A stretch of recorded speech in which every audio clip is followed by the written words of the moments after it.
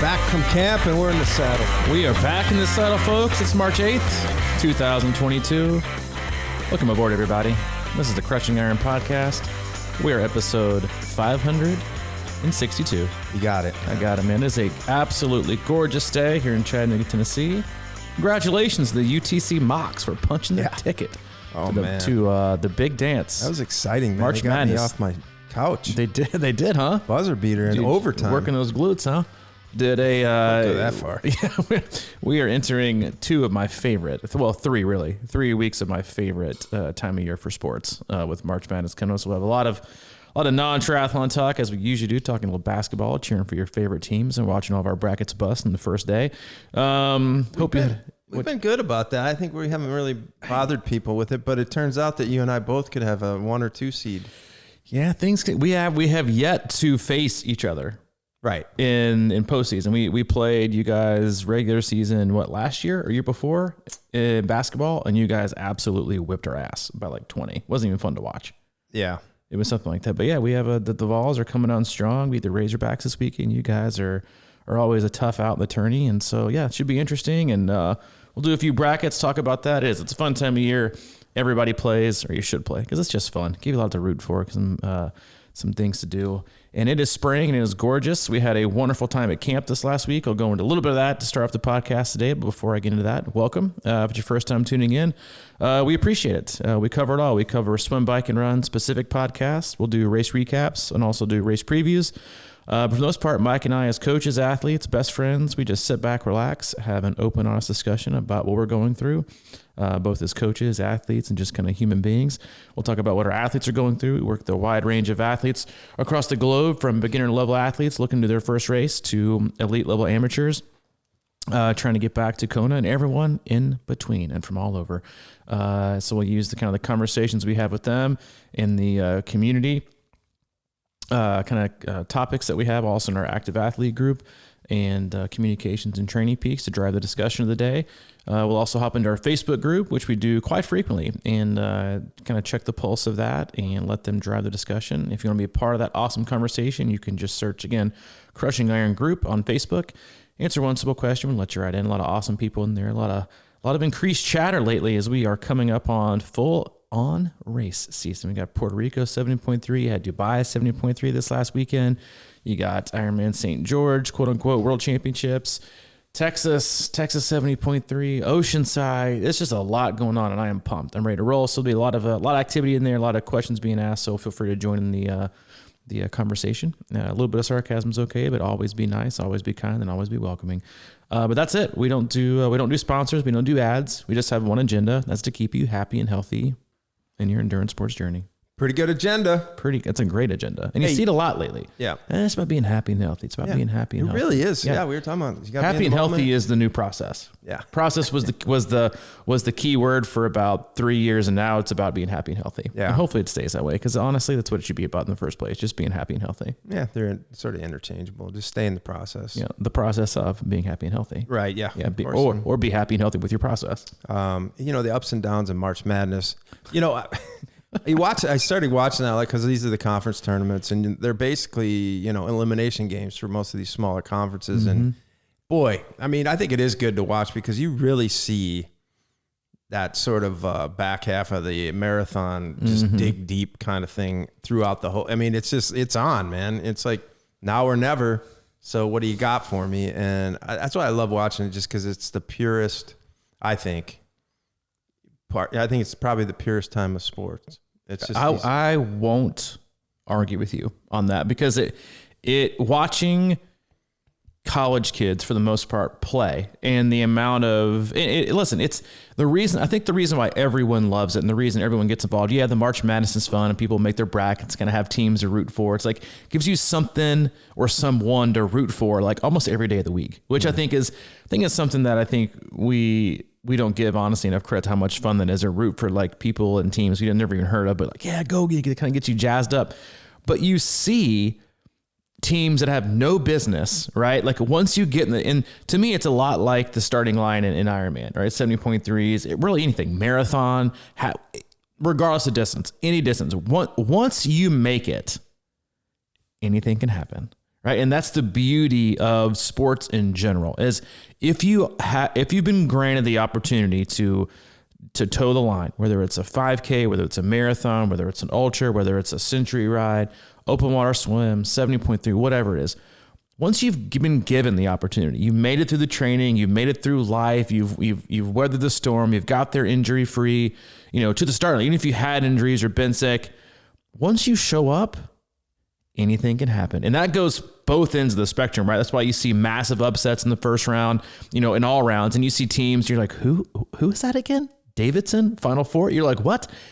Anybody has a shot. And it's because you got nothing to lose, right? You have a lot to lose, but at the same time, the teams with everything to lose, right? The 1 seeds, the 2 seeds, your preseason, picks to make it, again, the Dukes, the Kentuckys, I think they all expect to win, but I also think they kind of carry that kind of weighted pressure on the shoulders, like how we're supposed to win.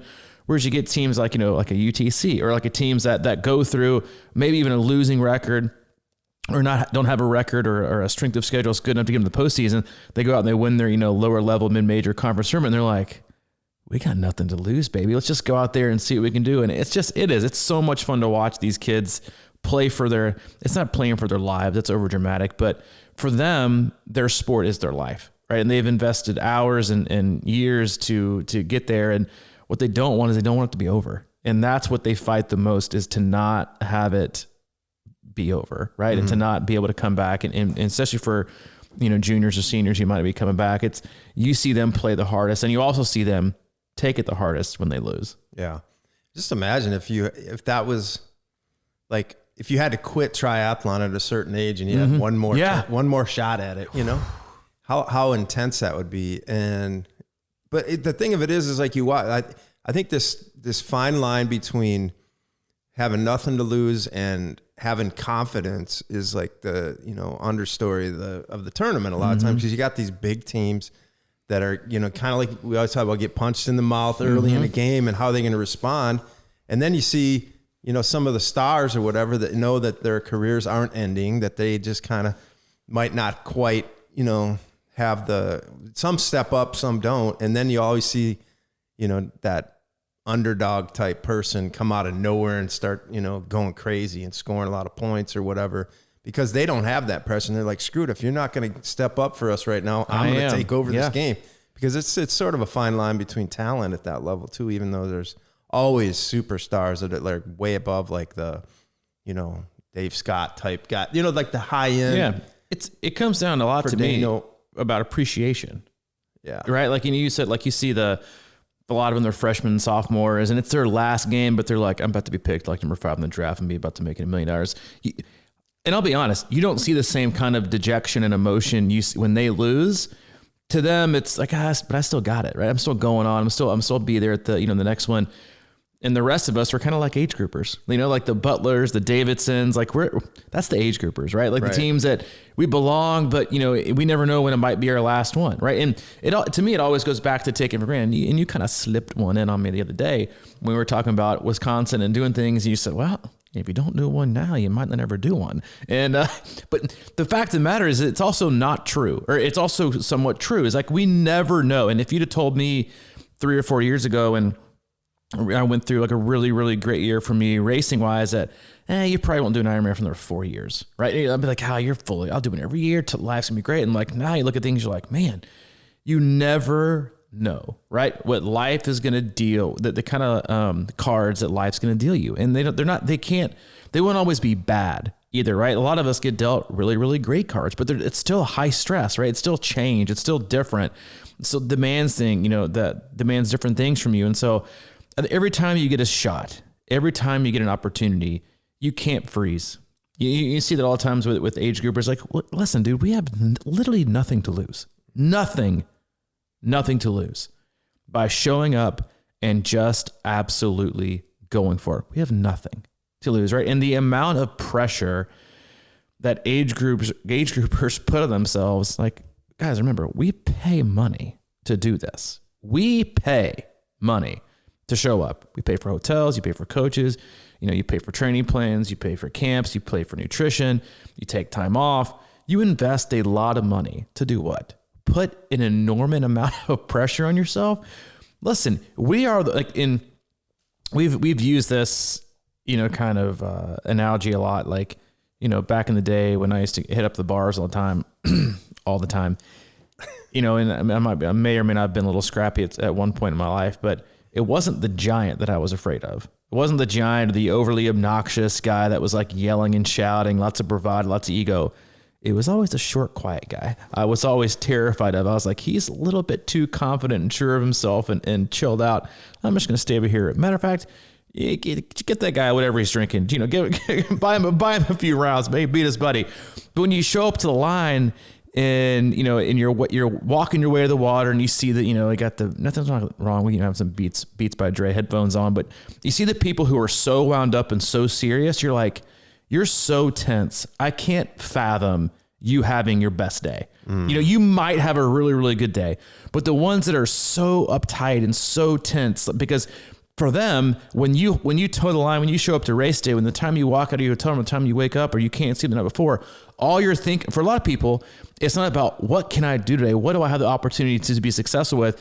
For a lot of athletes, unfortunately, it's, I hope this doesn't go wrong. Or what if I got, I've got this to lose today. I'm not going to hit my time. The weather's going to be this. It's like so many people and athletes crave, I think to an extent, the attraction to the negative, the complaining, the what ifs. It paralyzes you to where you're no matter what, even if the weather is perfect, you're going to be so tense and stressed about what might go wrong that you're never going to see, you're never going to have things go as best they could because you're too paralyzed with fear or the expectation that something might go wrong or you might not meet your own expectation. Man, I just think this is great stuff because I think back to when I started, because you get so wrapped up in,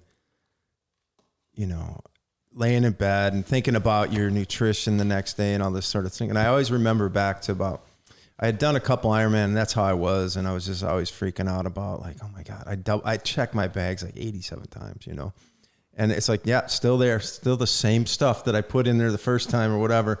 And then once we were at Louisville, we were in the start line and I wasn't racing. And I remember a friend of ours, one of Waski's buddies, you might remember that Colin guy. Yeah. And we were standing there talking and something about nutrition came up and he just he's like, oh shit, I forgot to put my bottles on the bike.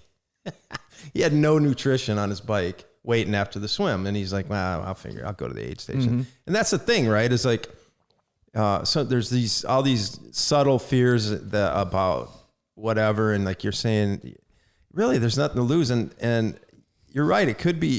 It's such a weird thing to think about. I was in Nashville this weekend and I don't go there as much because I don't live there, but I used to live there a long time and I see occasional people that I knew, right, at the coffee shop or whatever. And as I was going out, I saw a guy I hadn't seen in quite a while and I went over to talk to him for a while. And then I Maddie was in the car. So I was like, well, I got to get rolling. And as I was walking away, I had this weird thought of like, I might never see that guy again. I don't know if anybody thinks like that, but it's a weird thing to think about because you don't really think about it because you're like, I'll see you soon or whatever, but you may never see him again. And that's the same thing with races, right? It's like, you might as well enjoy your race and because you just never know, man. It could be the last shot. It could be your senior year and you might not know it or you might not know it. So it's like, the pressure aspect of things is so weird. And like you're saying, I feel like I've seen it, and I don't have the charts or the graphs for this, but I feel like most people I see that are super chill in the morning end up having nice races. Oh, but always. And even if they don't have their best day, because something might happen, they get the best out of the day. Yeah. Right. And I think that's a huge difference in approaches for athletes is that, especially a lot of triathletes, which is, in numbers and accumulating data is important. But when you show up to race day, nothing is guaranteed. Nothing. Zero things are guaranteed. And I think we assume, right, that it's guaranteed, that we're going to have, because we train this way, the day is going to equal out this day, no matter what, so we get lost in the numbers. And I love what you said. It's like, you literally have, and I think most of you hopefully learned your lesson at the end of 2019, right? Like, I got next year to do this. And like, now you're looking at 2.5 years later and you're like, I haven't really had the opportunity to do a lot of things. And I got these opportunities, quote unquote, stripped from me or taken away. And like, stop taking it for granted. Anything for granted. Anything in life, stop taking it for granted. I think we do that so much. And I think when we find ourselves complaining about the small things in life that are so irrelevant, that's when I think, at least for me personally, that's when I know I've lost sight of how grateful I should be, right? Of like, oh, this isn't really, then I'm like, what? Wait a minute, stop. No.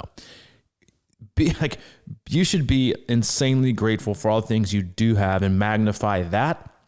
Spend your time, having feelings and emotions about that versus the things that we don't have, or the pace that we're not running, or the watts that we're not putting out, or the distance that I can't go in the pool. Because most of the time, for the large majority of you forget where you came from, right? You might have been fat, out of shape, on your last breath, maybe even, coming back from a heart attack or a surgery, or someone told you never be able to race, you never be able to do this. Like, we lose sight of that so much. Right? Like, I had this moment on the pool deck at camp, which I always feel like I have an enormous sense of gratitude every time I leave a camp, because on the pool deck or doing open water swim stuff or just being around people, I feel like, I have a very few people I think get to have that feeling of being quote unquote at your job, right? And feeling like this is exactly what I was meant to do, right? Mm-hmm. I was put on this earth to do this. And here I am allowed to do this today with this many people around. Man, am I grateful to be able to do this. And man, nothing can go wrong, right? And yes, I like nitpick and find things that didn't go right, but that's also like a certain level of respect I have for the opportunity that I've been given to do something that I absolutely love, that I also feel like I was put here to do. And then as I was kind of wrapping up camp and I was watching people do relays, I thought back to way back in the day and I thought, what if we never did this? What if we never picked up a mic? What if the first time somebody asked me to coach them, what if I was like, yeah, that's not really for me. I don't really know what I'm doing. No thanks. How different that is our lives would be. But that's one of the biggest things that people thank us for after camp. And I know you and I both, I know I do, lose sight of it sometimes and that's why camp's my favorite. Is like to sit back and watch people who have literally never met ever in life, like you said, I don't know if I ever see that guy again, and for a lot of the stuff we do, it's like, I wonder if you guys would have ever met in any way, shape or form, right? In the connections that we're very, very fortunate our podcast has provided, both you and I, to establish incredible friendships and relationships, but also help cultivate that with other people. And I couldn't help but think like, man, I am so thankful that we shot our shot, right? People are, what are you going to do that for? You shouldn't be doing that, or you should, not that. And that's crazy. Come on, man. And it's like, we said, F it, we're shooting our shot, and we've kept doing it. And it's just one of those things where I think we get so paralyzed with what we can't do, what we're not able to do, or people say we shouldn't, or people say, well, how are you going to scale that? Like, how are you going to do this and do that? And I'm like, well, don't ask me that. I don't really have the answer. I just know it's something that I love and something I feel like I've got a remote, at least a standard level of competency doing that. I'll figure it out. But the most important thing is I want to take your shot, right? Like, go after, don't be so paralyzed with fear and fear and failing, right? Are the two most paralyzing things on this planet, right? Like, we'd use, shame and guilt. I use it too as I think is one of the most widely used weapons on planet Earth. Coming from a Southern Church of Christ background, it is the weapon of choice for most of that, to keep people in their spot, right? To control people too. And the thing is that you might not have that from the outside. You might not have, a family member or a parent or, someone, who's using shame or guilt or self-criticism, to keep you in your spot because they don't want to see you go out and be successful and do these things. The person who's holding that weapon is you, right? You look in the mirror and you think, you can't do that. Yeah, you can't. You started to believe all the things that you can't do or you shouldn't do, that you're not capable of. Or, but what if I hate my job and I hate my life, but dadgummit, I'm going to stay with my job and I'm going to stay living right here. It's like you become used to that fear. It's become normal for you versus like, what's worse, the fear of getting out and figuring things out and take your shot, right? Like, oh, well, and I love how people say sometimes, well, you're lucky. We all can't do that. I'm like, listen, if you knew where Mike and I came from to crank this thing up, and maybe not the odds, but the shot that we took and the risk that we took, it wasn't easy, right? It's not like it was some, lucky logical step that, we've been, the other day we talked about shitting gold, and you said, well, we shit a lot of shit too. And yeah, that's been mostly it. Like we went through a lot of stuff. It's take your shot when you show up at the starting line, take your best shot at everything. And it's not about being irresponsible and not pacing correctly, but don't be afraid to go after it, right? Like, don't be afraid if you're feeling it, especially if you're feeling it, or regardless, don't ever say, I don't belong here. I don't belong here. I shouldn't be here. I can't do that. A lot of people reinforce that level of stinking thinking during their trainings. I don't belong here. I can't do that. This shouldn't be me. But when you that's another thing I'm always so encouraged by, we both see it at camps, is you see people rise, right? They rise to something that they've never been athletically, not because it's not within them, but because they consistently wake up with the brakes on. No, you can't. No, I shouldn't. Oh, I'm not allowed to. Or, I don't have that in me. And then you get them out of their own head, right? In a group, a positive, group that's motivating and encouraging. And all of a sudden you're like, whoa, like, look at you. You're not even thinking, you're doing what? So stop thinking so much. Life is about, what we did with this podcast, I guess, is they always talk about, scratch your itch, like something that you're passionate about is like, just go into it and just see what happens without worrying about it. Because, fear of things that never happen really is a big problem. It's like we get caught up in like, what if, instead of all that stuff. And let me just tell you, somebody who's worked in the media for a long time, they marketing is a tool. It was weird as that was my job. And at some point I felt really bad about that because it was something that was created, I think, in propaganda or whatever back in the, World War II era. And there's been documented that it was like Freud's cousin that created marketing and advertising and stuff like that. And, that marketing and advertising used to be about, pushing Coca-Cola or McDonald's, and it still is, but now they figured out they can market fear. Yeah. And they're control selling people's the crap minds out of it. Yeah. They control people's mind. And that's what's going on out there, man. And I think it's so easy to get trapped in that. And, I've been trying to write in the mornings, and that was one of the things I was writing about was that, you get trapped on your devices, and whether it's your phone or your computer, and start reading about all this crap that really isn't even probably real, to be honest, and most of it. It's just all it's weird to think about that, but they're pulling, the absolute, we in news, we used to call it teasing the hot point or whatever. And they're just like, magnifying something that can scare people the most, and it's not even real necessarily half the time. And that's the sort of the cycles we can get caught in with everything. And I think it just sort of like leaks its way into the rest of our lives. And what we're talking about today is running and, racing triathlon and letting go and not being afraid, and also having the confidence to, like you're saying, rise above. Because one of the big things is always like, I'm not a swimmer. And I always say, you have to get to a point where you convince yourself that you're able to say, I'm a swimmer. Because you are, if you think about it, you're in the top. If you're doing triathlons, you're probably top 10% of the world as a swimmer. You know what I mean? Like, most people just don't swim. Yeah. Ever. And you were at that point probably a year ago or 2 years ago, or maybe 10 years ago or whatever. And you're still struggling, quote unquote, but you can do it. And you've swam, half Ironman or full Ironman or Olympic or even a sprint. Most people can't do that. You have to remember where you came from, and you have to realize that you're growing at all times. And then you have to believe in it.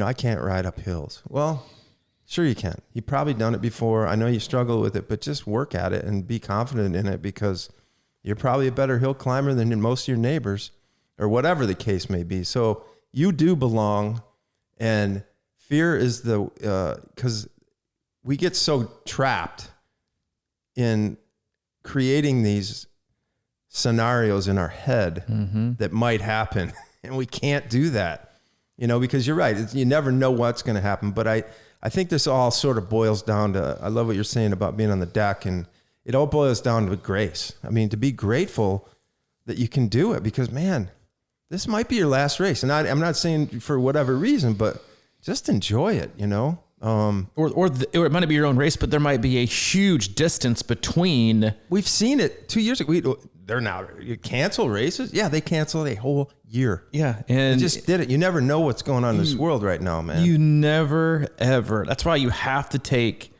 the opportunities. You have to take them. Like, I mentioned this in a Training Peaks comment yesterday. It was like, the guy's like, yeah, you know, I think I'm signing up for this PR, you know, not signing for a PR, signing up for this half marathon. You know, I'm just not really sure because I'm not sure if I'm going to PR. And I was like, stop.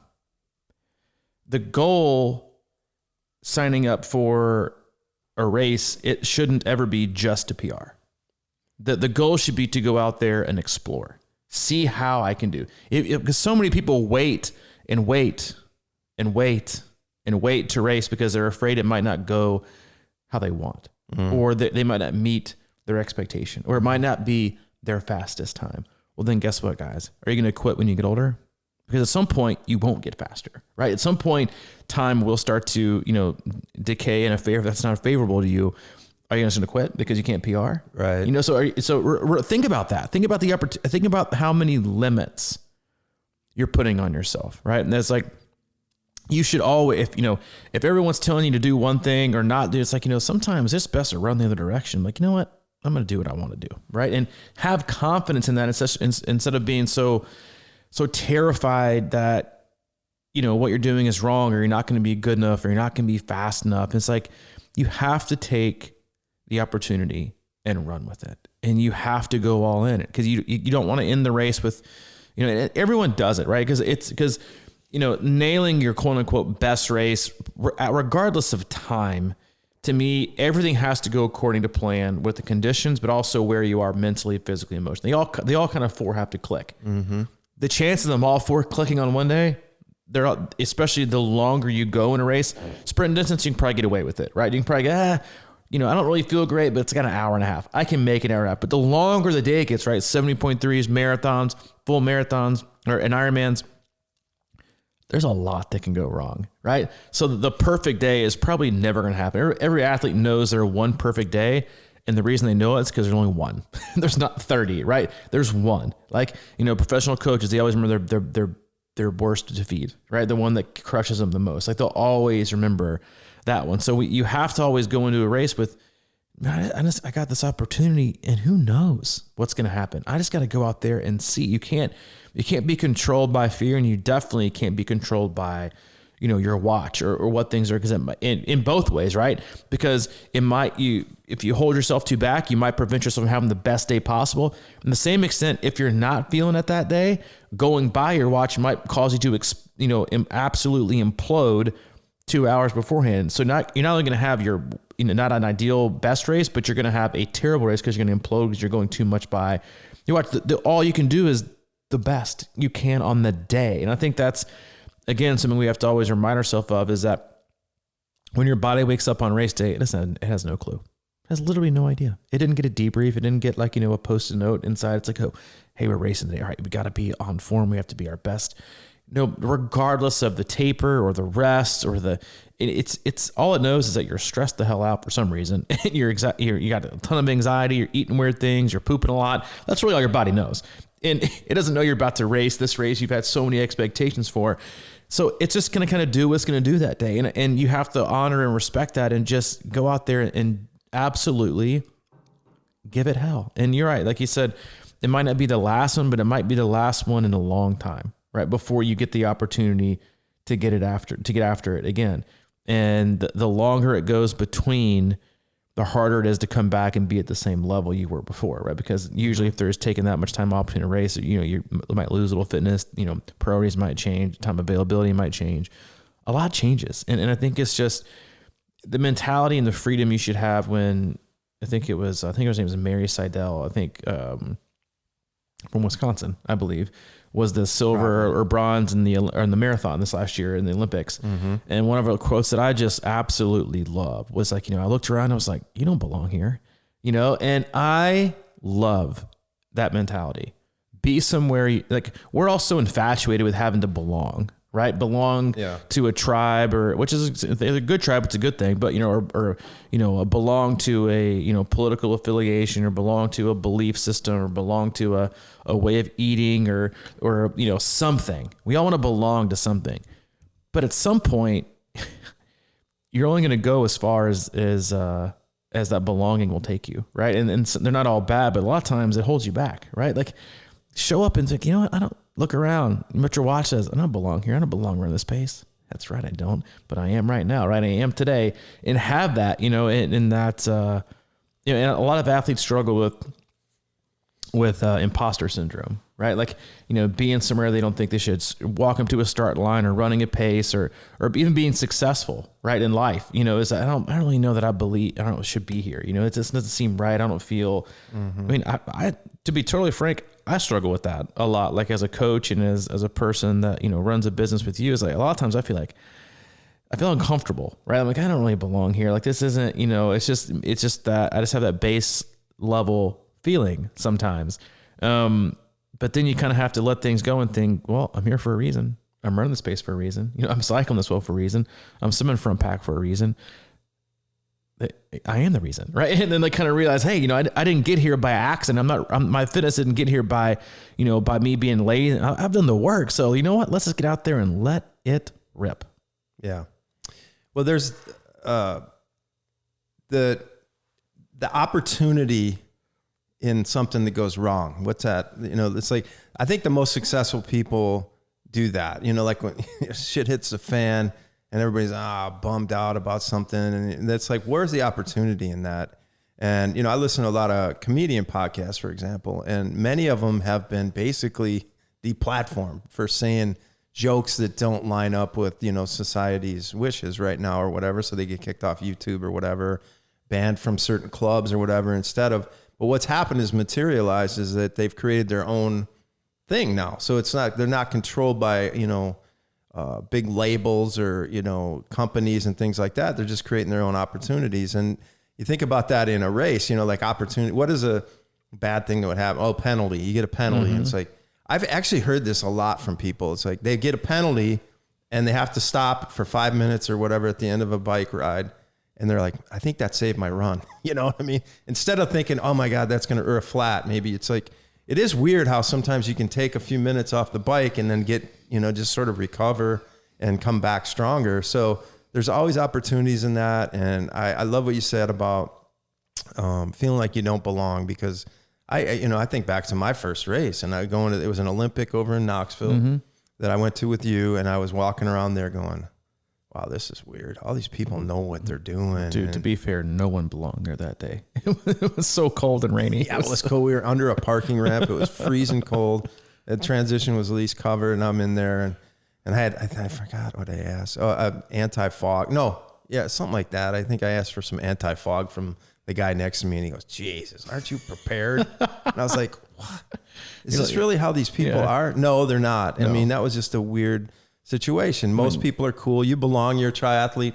We're all in this for 95% of us are all in this for the same reason. And that's just kind of to feel better, to go have fun and just push our bodies.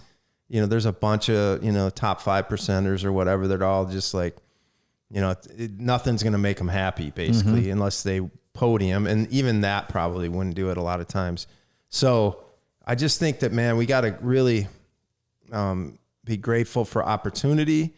And like you're saying, I love what you say, go out and explore, a lot of times people, I've had recently several athletes run like half marathons before their 70.3 and they all want a PR, because a lot of times they're in their best, they feel like they're in their best shape after training with us for maybe 3-4 months or whatever. And they feel like, man, really strong. And I always tell them, it's like, hey, you got, that's not the biggest fish right now for you. You kind of want to nail a 70.3, which has a lot more moving parts, but you want to race this solid. So go out and, like you said, explore it and finish it in a way that really, I almost sometimes, depending on when the race hits, but like if you're training up for a big race, you don't want to be shelved for like a week after that. So I'm like, get done with it, get around your PR or whatever, and feel good about it and know that you could have probably raced harder. And I think a lot of times that sort of leaves us with a a little bit hunger, you know? And I think that's a good thing rather than always thinking every stupid race that we do, not stupid, but every single race that we do has to be a PR or we're not training well or something's not going right or whatever, we suck. And it's such a weird place to be in, whether you're doing 5Ks or 10Ks or 15Ks, and you always want to PR.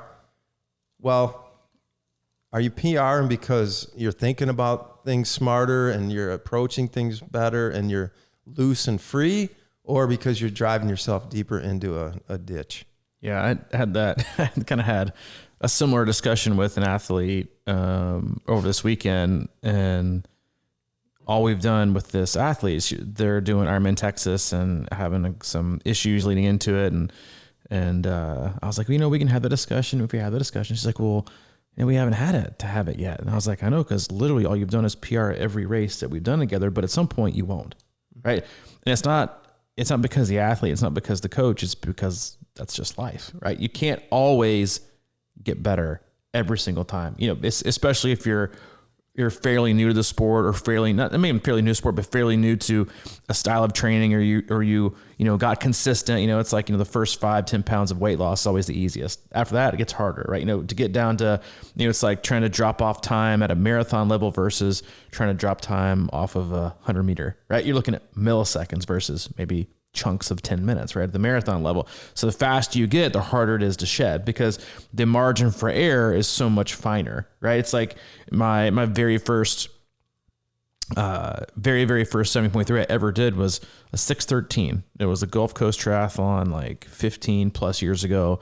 And I've worked my way down incrementally and steadily down to, I think I've put together like 4 or 5 70.3s, all in the 4:30 range. But I haven't been able to pop the sub 4:30 range yet. I think I've got it in me, but when you get to that point, it's like you have to nail everything in order to, because you're not looking at gaining 20 minutes, right? For me, at least, I just want to take off 5, right? But to take off 5, for me, at least at the 4:33, 4:44, as it takes it, I got to just freaking not just the race, but the training, right? And so it's just one of those things, right? At some point, the scale shrinks, and it becomes more about, yes, it does. It's a lot of it's just a little bit of luck, right? You got to have, you know, like I look back at last year at Ohio, where I wasn't that far off my PR, but I also think about the level in which I trained. But then I also think about the fact that the dew point was like 76 and not and I'm like, man, I wonder what I could have done on a 65-degree cool day, you know, in Ohio. But I was like, but that's not what you had, so why worry about it, right? It's like, yeah, you know, we spend a lot of time, you know, wishing and wanting things that didn't happen or haven't happened yet, when you just never know, right? You just got to take it, you know, chunk by chunk. And at some point, you're not, like, the only reason to race shouldn't be to PR. It should be to figure things out. Where are you? Where do you want to go? And the truth of the matter is you're, you know, and I had this little small discussion in Training Peaks and Athlete yesterday, I think, about a half marathon coming up. I was like, listen, they're asking questions about, you know, when we're going to start incorporating some different style of running that I usually do leading up into certain types of races. And I said, I'm not going to fast forward your progression through the year because of this half marathon in 6 weeks, right? We peak maybe twice a year. You might have 2 peaks. Most people just have 1. Right. So what I want is to peak for 1 race, 1 time a year, the rest of it. And that's the mentality people should have and not forget. But just because it's not your peak race or your quote unquote A race doesn't mean you should go out and not take it seriously. Regardless of the training, you should always have a confidence of, I'm going to go out here and I'm going to give it my best, because what I do today gives more information about where I'm at and where I need to go. Right? If you sandbag it or you play it too calm, or you play it too collective, you know, then you're not going to learn as much, right? It's like, you know, it's telling somebody to go do hey, you know, go out, I want you to do an FTP test, and, you know, I want you to just hammer it for 20 minutes. And they don't have the confidence to hammer it for 20 minutes. They only do 85, 90%, and they pick up the last 3 minutes. Unfortunately, what you got to tell them is, that's not going to work, right? Because it's not the intended, you know, not the intended result, but it's not the intended effort that's supposed to give us a number to now establish certain things that we want to do. Go just get in. Like, seriously, what's the worst that can happen? You do it over again, right? And what's happened? The race, you learn. And that's the thing about pacing and racing is that when you go out by effort and learn how you feel, learn how to kind of govern your body, and when can I pull the trigger, and when can I pull the trigger, and have this conversation with yourself. That's why you have to practice it, because on race day, you got to be able to control it, right? You don't want the first time behind a steering wheel with a stick shift to be on race day. You want to have driven it and practicing, like know when it's getting too hot, know when it's getting too cold, know how it turns, know how it navigates, know when it might break, break down. What kind of PSI I want in my tires, what kind of gas does it take, when do I get my oil changed, like all these things you have to practice. So if you want to practice it, it's not, practice makes perfect. It's perfect practice makes perfect, but nothing is ever perfect. But the closer you can get to that in practice, which can be whatever race from a 5K to a marathon or sprint to an Ironman, is if you really want to learn something, then try and learn something within the effort level that you want to have on race day, right? And the actual adherence to, all right, I'm going for it today. And you can learn things, and those things you can't replicate in training. Well, I don't want to say, I think the later you get into the sport and, like your case, trying to break 4:30, for example, I don't want to say that kind of thing happens by accident, but it sort of just happens, I think, a lot of times. And through your training, that's where it happens. But on that day, it's going to come together. It's not, but I think that you're exactly right. You practice certain things in training and you just get yourself to the best possible opportunity for that. And if everything comes together on that day, then that's when it happens. But I think to sit there on the starting line in your head going, I'm PR and I'm PR or whatever, that kind of stuff, especially in 70.3s or fulls, like you said, there's so many things that happen out there. You could, within 50 yards of the swim start, get kicked in the head and be like, well, there goes the PR. But you have to regroup. And there's so many opportunities to kind of come back and find it. And other times, things go well and then you're cruising along. And that's why I say when people are out there doing those half marathons or whatever, it's sort of like, all right, just feel it, and if you got something going, then let go. I went out, I've been doing mostly, just trying to get my run back. And this weekend I went out, Sunday, actually. I was like, you know what? I just kind of impromptu to Moneghetti. Oof. But, that's, 30 on, 30 off, 30 on, 30 off, and up a scale and to a minute and a half and then come back down. But I didn't run it like as hard as I could. Yeah. I was just kind of like intrigued by like, okay, move your body. But I was really thinking about form. I was really concentrating on breathing. I wasn't trying to, and it goes back to something we said a few weeks ago. It's like you go faster by letting go of yourself. And that's really what I was trying to do rather than, because I've just been, certain, I think a lot of people get in this. It gets kind of hard to keep your, heart rate down and just run slow and be patient with that. Because sometimes it's really uncomfortable.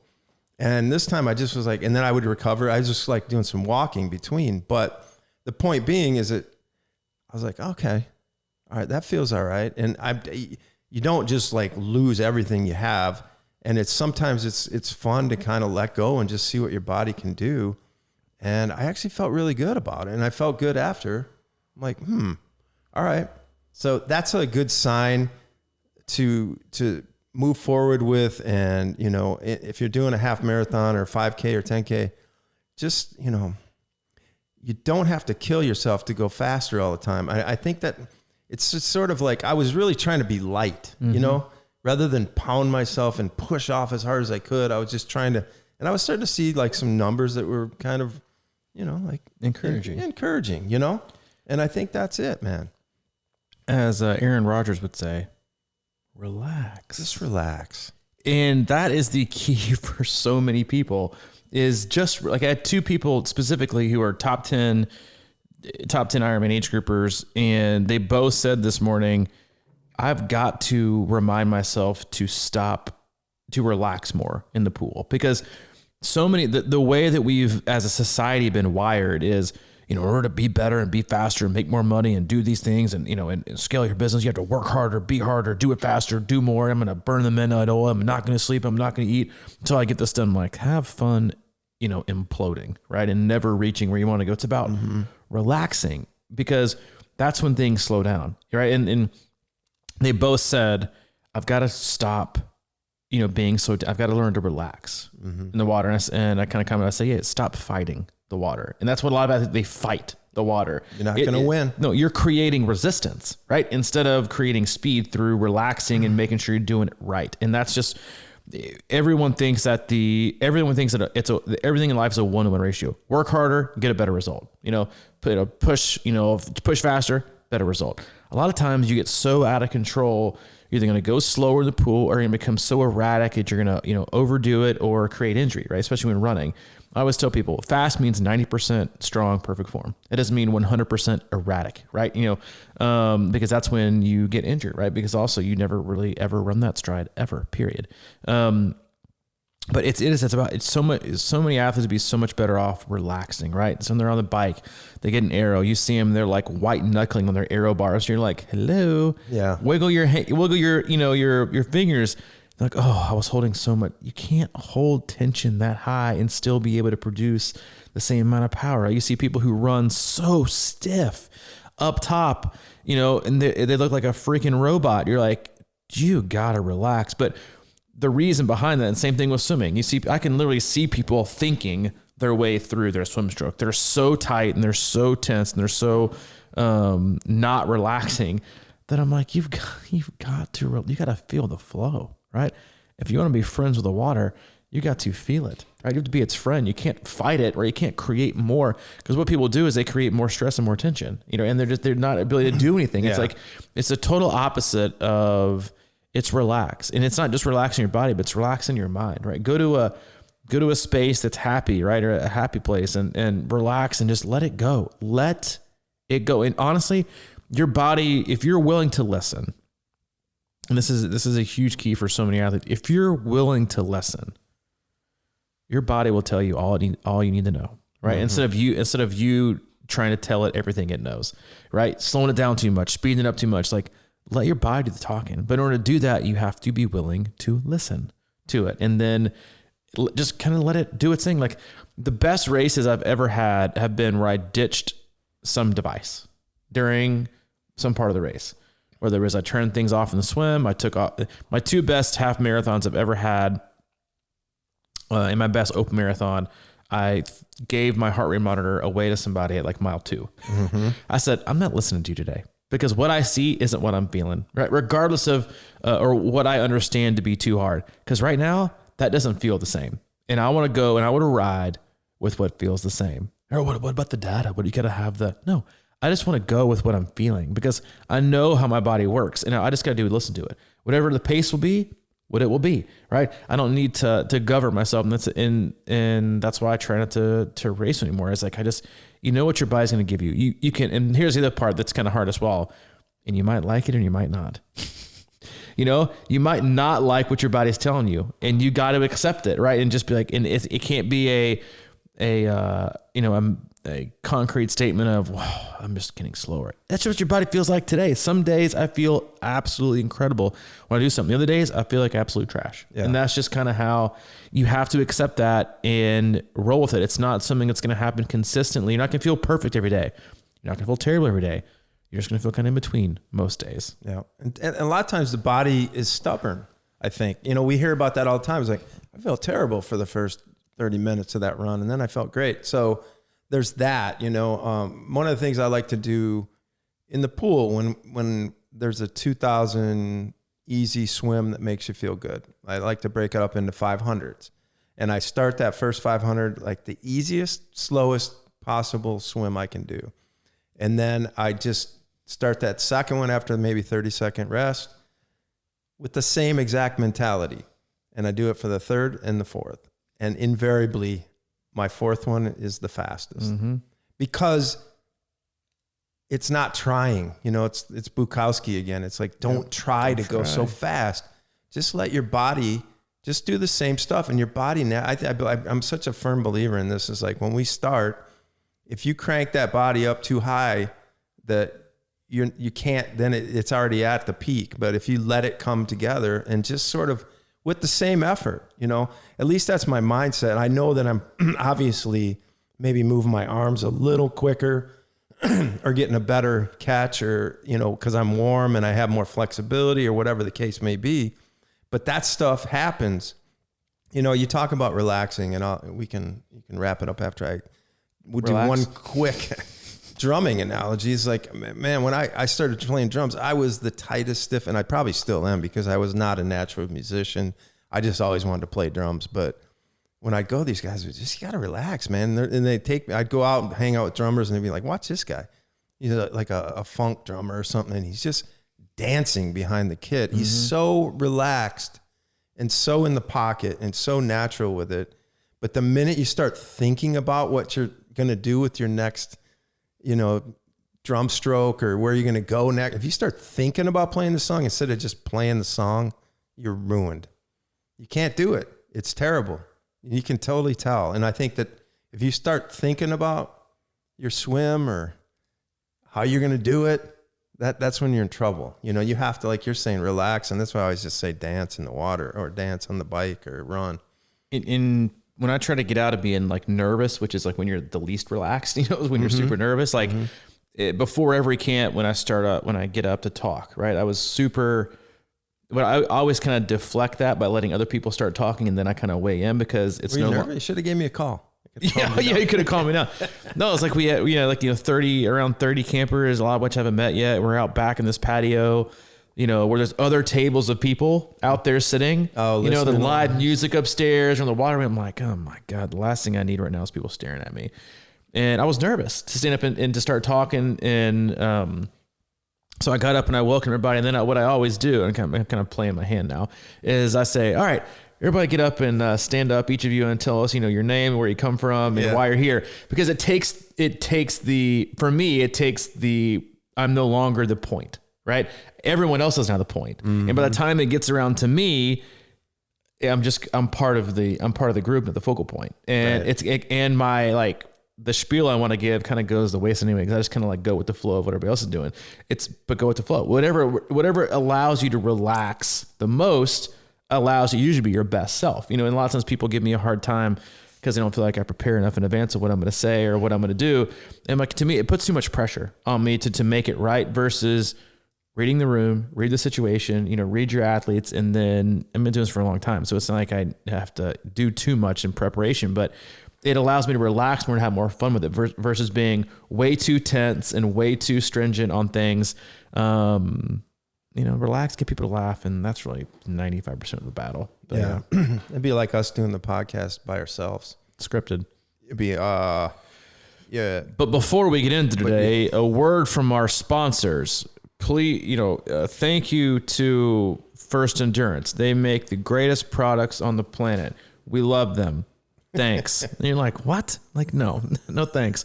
But speaking of thanks, we thank you. Thank you for tuning in today. It's a beautiful Tuesday. Hope you have an awesome day. Go to our website, C26Triathlon.com. It's our one-stop shop for all things coaching, camps, and community. You can find more about the coaches that we also have. If you're looking for coaches to set you up for success this year and be a part of our awesome community, click on the coaches tab. Find the one that's best for you.